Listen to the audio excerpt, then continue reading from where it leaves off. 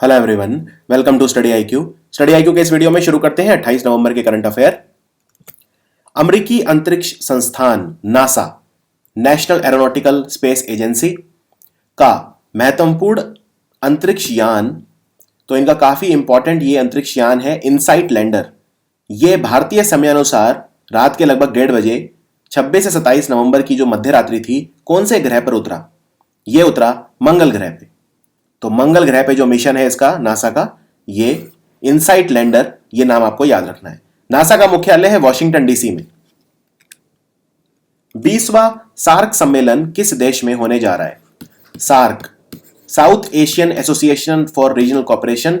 SAARC में 8 country हैं और मुख्यालय है इसका काठमांडू में, नेपाल की राजधानी काठमांडू। सार्क के अध्यक्ष का नाम पूछा जाता है अमजद हुसैन सियाल। ये नाम अच्छे से याद कर लो, अमजद हुसैन सियाल, और ये पाकिस्तान के हैं। ये हैं सार्क के अध्यक्ष। सार्क सम्मेलन होने वाला है पाकिस्तान में। ये पिछले साल होने वाला था, फिर ये नहीं हुआ क्योंकि भारत ने इसमें पार्टिसिपेट करने से मना कर दिया था और उसके बाद दूसरे कंट्रीज ने भी मना कर दिया था। 2016 में होने वाला था एक्चुअली, फिर उरी हमले के बाद जो है भारत पाकिस्तान के बीच तनाव बहुत ज्यादा हो गया था। हाल ही में किस बैंक ने नेक्स्ट जनरेशन एक मोबाइल बैंकिंग ऐप को लॉन्च करा है? इसमें 120 से ज्यादा सेवाएं एक ही जगह मिलेगी बैंक के ग्राहकों को, और इसमें आपकी जो फोटो है, आपकी प्रोफाइल पिक्चर, वो आपका पासवर्ड बनेगी और बहुत सारी सुविधाएं हैं। बायोमेट्रिक, आप फिंगरप्रिंट से लॉगिन कर सकते हैं। आईफोन अगर आपके पास है तो आपका जो फेस है, फेस को पहचान के वो आपका पासवर्ड का काम करेगा। फंड ट्रांसफर कर सकते हैं। ये ऐप लॉन्च करा है एचडीएफसी बैंक ने। सो आंसर है एचडीएफसी बैंक। आयुष्मान भारत योजना में जो राशन कार्ड की प्रॉब्लम आ रही थी, उसको अभी खत्म कर दिया गया है। किस स्थान पर? अब जितने भी लाभार्थी हैं, वो जो भी लाभार्थी परिवार हैं, उनको प्रधानमंत्री नरेंद्र मोदी हस्ताक्षर युक्त पत्र भेजेंगे। हस्ताक्षर युक्त पत्र। सो ये है, अभी किया है चंडीगढ़ ने। चंडीगढ़। तो प्रधानमंत्री मोदी का हस्ताक्षर युक्त पत्र ही काम करेगा, आपको राशन कार्ड की आवश्यकता नहीं पड़ेगी। दिल्ली का नया मुख्य निर्वाचन अधिकारी किसे नियुक्त किया गया है? यानी चीफ इलेक्टोरल ऑफिसर। इनका नाम है रणबीर सिंह। ये सीनियर आईएएस ऑफिसर है।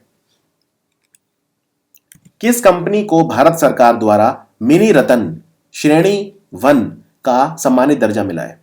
3 तरह की सरकारी कंपनी होती हैं, महारतन, नवरतन और मिनी रतन। तो मिनी रतन कंपनी का दर्जा मिला है अभी एनपीसीसी को। एनपीसीसी, आपको इसकी फुल फॉर्म भी पता होनी चाहिए। एनपीसीसी बोलते हैं national projects construction corporation. National projects construction corporation, जिसको एनपीसीसी कहा जाता है। किस देश की सरकार ने इस देश के औपचारिक क्षेत्र के श्रमिकों के लिए एक सामाजिक सुरक्षा योजना शुरू करी है? ये लॉन्च करी नेपाल ने, और यहाँ के जो प्रधानमंत्री हैं केपी शर्मा ओली, उनके द्वारा लॉन्च की गई। और इस स्कीम में बेसिकली जो भी फॉर्मल सेक्टर के जो लेबर हैं, उनके लिए सोशल सिक्योरिटी स्कीम है ये, सामाजिक सुरक्षा योजना। इसमें इनको हेल्थ मेडिकल फैसिलिटी मिलेंगी, एक्सीडेंट बीमा मिलेगा, जीवन बीमा, कई तरह की विशिष्ट सुविधाएं नेपाल की सरकार प्रदान करेगी अपने औपचारिक क्षेत्र के श्रमिकों को। भारत ने किस देश के साथ double taxation avoidance agreement sign करा है? इसमें संशोधन किया है पुराने वाले में, और इससे जो दोहरे कराधान और राजकोषीय चोरी दोनों रुकेंगी। यह करा है भारत ने अभी अभी चीन के साथ, चाइना के साथ।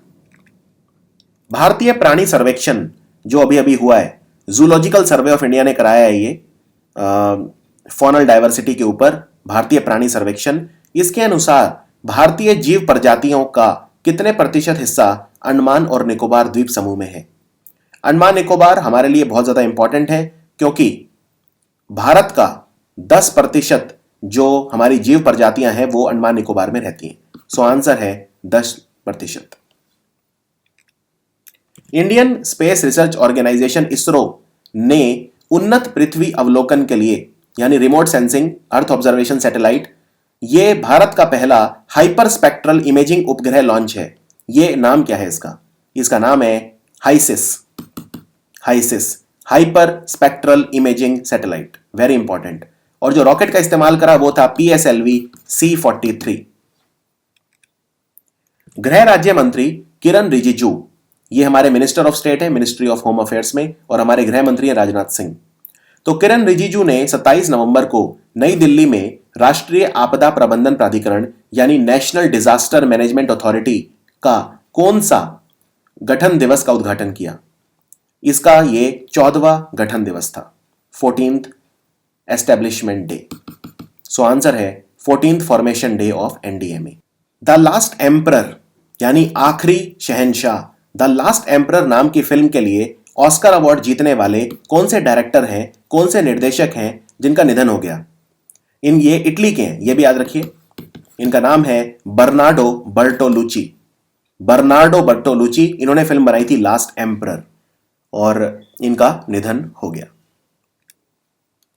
रिजर्व बैंक ने विदेशों से वाणिज्यिक कर्ज, जिसे बोलते हैं एक्सटर्नल कमर्शियल बोरोइंग, के लिए हेजिंग के नियमों को 100% से कम करते हुए कितना कर दिया? हेजिंग मतलब होता है रिस्क मैनेजमेंट।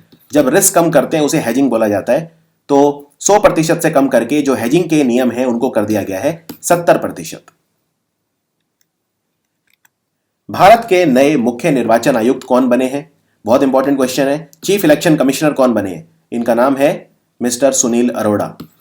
सुनील अरोड़ा बने हैं और ये पहले थे निर्वाचन आयुक्त। जो दूसरे वाले निर्वाचन आयुक्त थे इनके साथ वो थे अशोक लवासा, और इससे पहले ओम प्रकाश रावत थे मुख्य निर्वाचन आयुक्त।